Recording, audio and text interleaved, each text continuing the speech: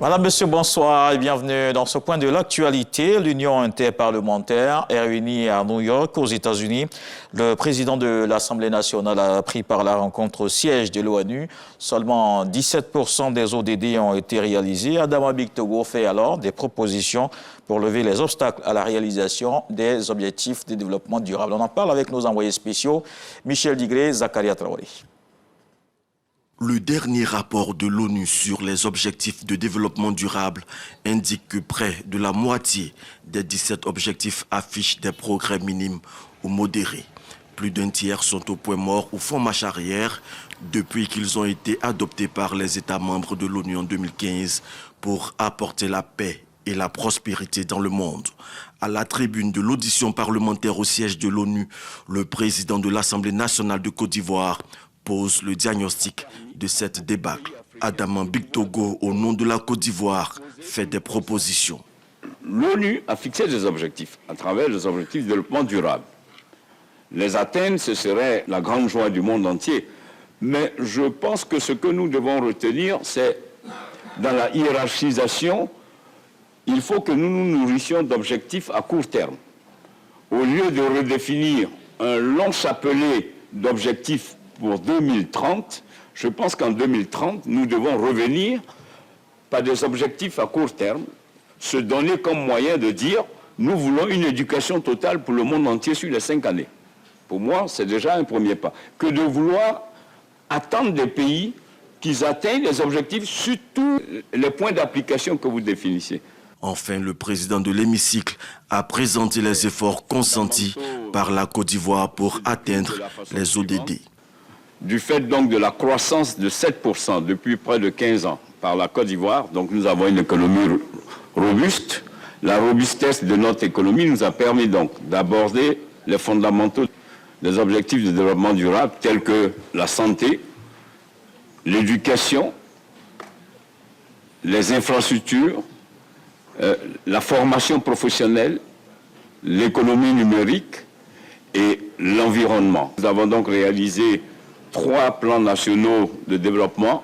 Nous sommes au 4e et d'ailleurs, il y a une semaine, le gouvernement a évalué son plan national de développement et l'Assemblée nationale va donc recevoir le ministre du Plan et de l'Économie pour évaluer tous les points relatifs aux objectifs de développement durable. Moins de 20% des objectifs de développement durable seront atteints si rien n'est fait d'ici à 2030.